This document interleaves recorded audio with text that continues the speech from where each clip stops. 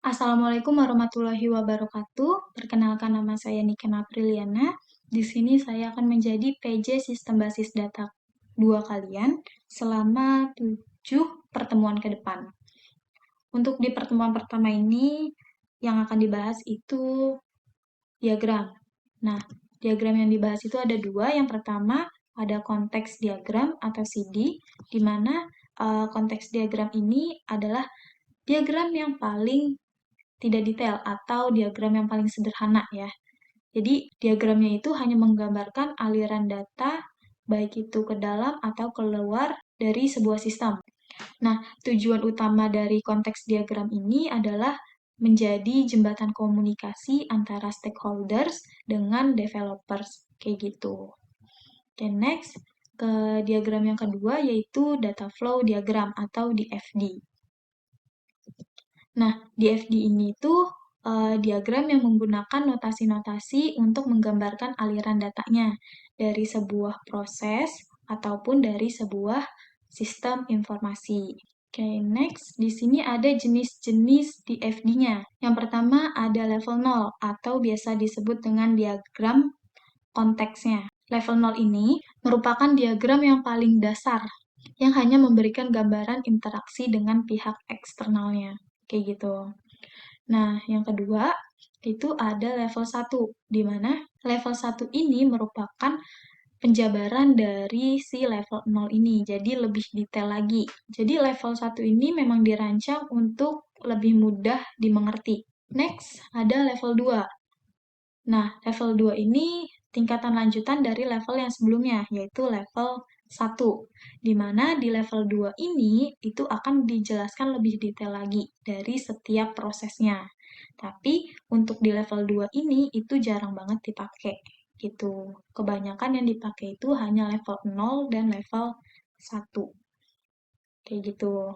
Oke, next. Di sini ada notasi simbol dari DFD-nya. Yang pertama di sini ada entitas atau terminator. Nah, simbol entitasnya itu seperti ini, berbentuk kotak, di mana notasi entitas ini itu untuk menggambarkan suatu entitas eksternal yang dapat mengirimkan atau menerima data dari sebuah sistem. Atau mungkin yang lebih mudahnya lagi, si entitas ini untuk menggambarkan pihak-pihak yang berinteraksi dengan sistem, gitu. Nah, pihak-pihak tersebut itu bisa berupa orang, peran, atau sistem lainnya yang berada di luar sistem yang sedang dibangun.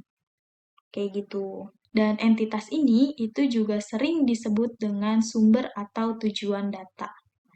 Kayak gitu.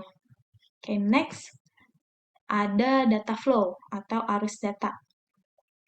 Nah, data flow ini simbolnya tanda panah seperti ini, di mana notasi dari data flow ini untuk menunjukkan perpindahan data dari satu titik ke titik yang lainnya, dengan kepala tanda panah ini mengarah ke tujuannya. Kayak gitu. Jadi untuk perpindahan data dari satu ke yang lainnya. Oke, next di sini ada proses. Jadi simbol proses itu ada dua, yang satu bentuknya kayak gini dan yang satu bentuknya lingkaran. Jadi notasi proses ini itu digunakan untuk menunjukkan adanya proses transformasi. Gitu. Jadi si proses-proses ini nanti itu akan menunjukkan perubahan dalam sistem atau menunjukkan perubahan pada data. Kayak gitu. Next, notasi simbol yang terakhir yaitu ada data store atau penyimpanan data. Nah, simbolnya seperti ini. Jadi, data store ini tuh untuk menunjukkan penyimpanan data. Oke, next. Ada fungsi dari DFD. Yang pertama, menggambarkan suatu sistem. Yang kedua, menyampaikan rancangan sistem. Dan yang ketiga, merancang sebuah model. Next, di sini ada ketentuan penggambaran diagram. Oke, sebelum dijelaskan, saya mau notes dulu bahwa untuk ketentuan pembuatan diagram ini, itu sebenarnya tidak ada aturan khususnya untuk menggambarkan diagramnya. Tapi ini nantinya penjelasan yang akan saya jelasin itu hanya sebagai referensi aja. Jadi biar mempermudah dalam pembuatan diagramnya. Jadi kalau misalnya kalian punya cara tersendiri ya untuk pembuatan diagramnya, yaitu boleh dan sah aja gitu. Karena memang tidak ada ketentuan yang pasti untuk membuat diagram eh, ini gitu. Masuk ke ya, cara yang pertama, yaitu cara buat diagram konteks. Nah, caranya pertama itu ditentukan dulu nama sistemnya, terus kedua ditentukan batasan sistemnya, yang ketiga menentukan terminator atau entitas apa saja yang akan ada di dalam sistem. Nah, yang keempat ini itu menentukan data flow-nya, data flow dari terminator dan juga sistemnya. Kayak gitu. Nah, step yang terakhir itu tinggal gambarkan diagram konteksnya. Ya, jadi cara-caranya ini kurang lebihnya seperti ini. Gitu. Oke, di next ya, cara untuk membuat diagram level 0. Di mana diagram level 0 ini merupakan dekomposisi dari diagram konteks. Caranya itu hampir sama seperti penjelasannya sebelumnya, tapi yang membedakan di sini adalah pertama dia tuh harus nentuin proses utamanya yang ada pada sistemnya. Nah, terus di sini juga dikasih notes bahwa harus menghindari perpotongan arus data ya agar memudahkan dalam membaca diagramnya. Dan notes yang kedua di sini memberi nomor pada proses utama. Oh ya, ada satu lagi di poin ketiga. Jadi kalau misalnya di sistem yang mau kalian buat itu terdapat data storage, itu kalian bisa masukkan ke diagramnya gitu. Oke, next ada cara untuk buat diagram level 1. Ini juga sama, ini merupakan diagram yang dekomposisi dari diagram level 0 ya. Ini aturan 0 ya.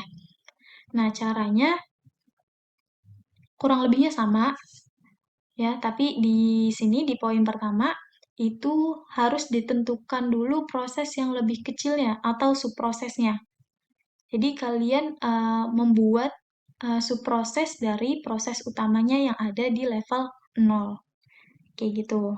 Next, di sini ada cara buat diagram level 2, terus 3, dan seterusnya. Caranya sama aja kayak cara buat diagram level 1, gitu.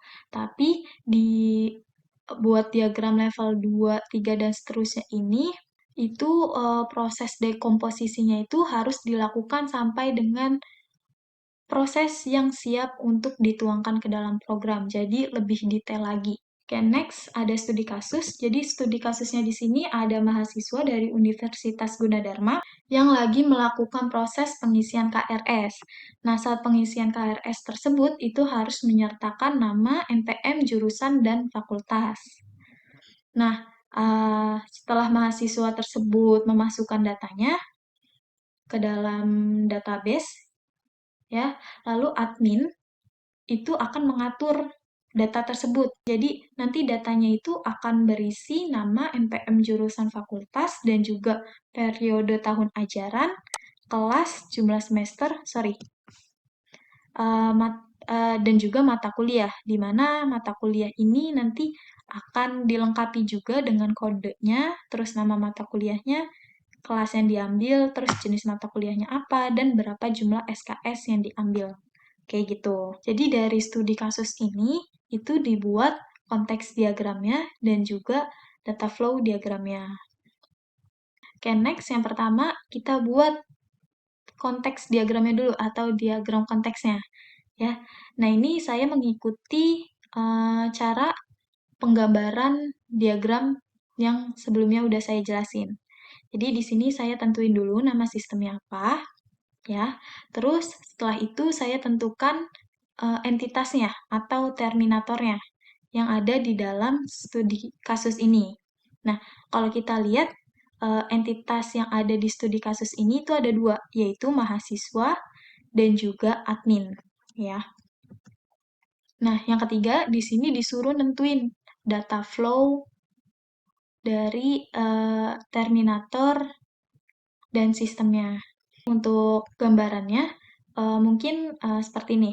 Kalau kita lihat dari studi kasusnya, data flow-nya itu mahasiswa menginputkan data berupa nama, NPM jurusan fakultas, di mana data tersebut akan masuk ke dalam sistem. Nah, nanti sistem itu akan melakukan proses pengecekan kepada admin.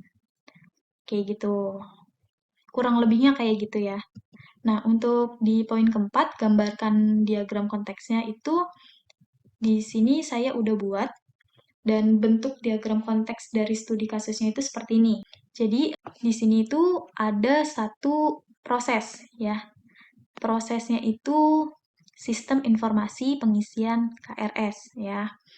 Nah, terus di sini juga ada dua entitas, di mana entitas tersebut ada entitas mahasiswa dan juga admin. Nah, yang pertama, kalau kita lihat dari studi kasusnya, seorang mahasiswa itu melakukan proses pengisian KRS. Berarti di sini pertama tuh mahasiswa akan menginputkan data mahasiswa berupa nama, NPM, jurusan, dan fakultas, lalu data tersebut akan dialirkan ke proses sistem informasi pengisian KRS ini. Datanya itu akan dikirimkan ke admin. Jadi nanti si admin ini itu akan mengatur data tersebut, di mana nanti data tersebut itu akan dimasukkan dengan data mata kuliah dan juga data mahasiswa dalam proses pengisian KRS-nya.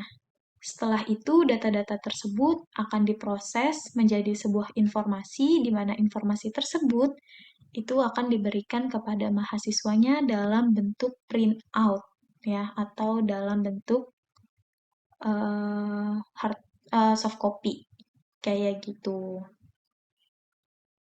Jadi kurang lebihnya pembacaan diagramnya seperti itu, dan proses pembuatan diagramnya seperti itu. Nah, beda lagi nih kalau misalnya kalian disuruh buat DFD ya, atau data flow diagram. Maka nanti diagramnya itu akan berbentuk seperti ini. Gitu. Jadi yang tadinya bentuknya sederhana kayak tadi, itu akan dibuat lebih detail lagi. Tadi kan proses utamanya itu sistem penginputan data KRS ya. Nah, di dalam sistem itu akan dipecah lagi prosesnya. Dan ini adalah subprosesnya, yaitu ini aturan alur ya. Alur admin, terus alur data mahasiswa, dan alur data mata kuliah gitu. Jadi ini merupakan subprosesnya. Jadi subprosesnya ini ada 3, entitasnya tetap ada 2, dan di sini di penggambaran di FD ini itu terdapat 3 data storage gitu, karena memang diperlukan dalam pembuatan diagram ini ya, karena admin sendiri kan perlu login ya untuk bisa mengatur data-data mahasiswanya, dan login tersebut itu membutuhkan sebuah data storage kayak gitu. Begitupun dengan data mahasiswa dan data mata kuliah yang mereka ini sudah jelas pasti itu udah ada data storage-nya kayak gitu ya. Jadi di sini ada 3 proses ya, 3 proses yaitu alur admin, alur data mahasiswa, dan alur data mata kuliah. Terus ada 2 entitas dan ada 3 data storage. Untuk menentukan flow-nya itu pertama itu dilakukan oleh admin ya, karena dia harus melakukan login terlebih dahulu.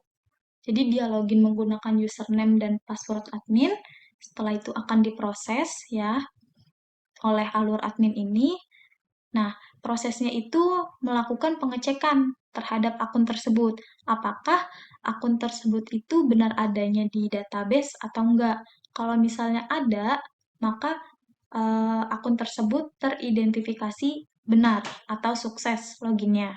Maka admin tersebut dapat masuk ke dalam sistem pengisian KRS tersebut. Kayak gitu. Nah, yang kedua, kan itu yang pertama ya, admin. Nah, yang kedua ini mahasiswanya. Jadi, si mahasiswa ini, itu dia akan menginputkan biodata mahasiswa. Nanti, biodatanya, nanti datanya tersebut itu akan diproses di alur data mahasiswa. Prosesnya itu ada proses pengecekan. Apakah data mahasiswa itu ada di database data mahasiswa ini atau enggak gitu. Kalau misalnya ada, dia akan memberikan berupa flow out ke prosesnya berupa informasi si mahasiswa tersebut gitu. Nah, setelah uh, proses pengecekan data tadi dan mendapatkan informasi data mahasiswanya, uh, informasi tersebut itu akan dilakukan pengecekan oleh admin. Kayak gitu.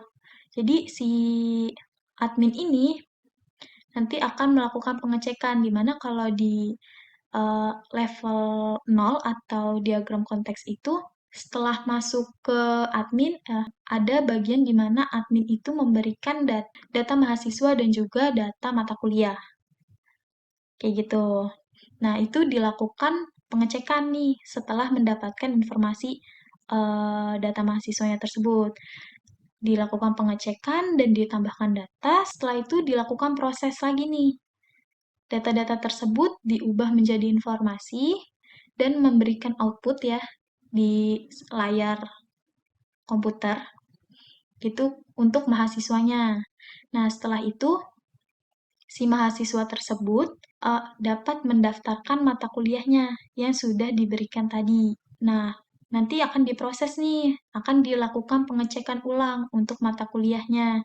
Jadi kan tadi cuman diberikan data-datanya saja ya, tapi belum tentu data-data tersebut itu tersedia di database mata kuliah. Makanya di sini eh, dilakukan proses lagi untuk pengecekan di database database apa nih?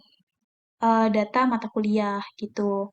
Kalau memang tersedia, dia akan memberikan informasi mata kuliah yang ada gitu.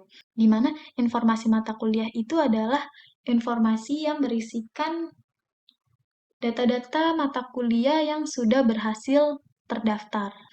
Itu kurang lebihnya penjelasan dari data flow diagram ini. Di sini karena udah selesai materinya, saya mau menjelaskan sedikit untuk tugas activity-nya. Jadi untuk activity-nya, kalian cukup membuat ulang diagramnya, ya, kedua diagram ini, kayak gitu. Itu untuk activity-nya. Nah, kalau untuk LA-nya, itu sama kayak activity, namun bedanya kalian wajib membuat ini, ya. Jadi yang ini, bagian ini, dan di bagian ini itu harus ada di LA kalian gitu. Jadi kalian tentuin dulu nih bagian ininya, terus di bawahnya itu gambar sorry, gambar diagramnya, lalu di bawahnya lagi nanti itu ada penjelasan alurnya, alur dari diagram ini dan juga diagram ini. Kayak gitu ya. Oke, gitu aja. Wassalamualaikum warahmatullahi wabarakatuh.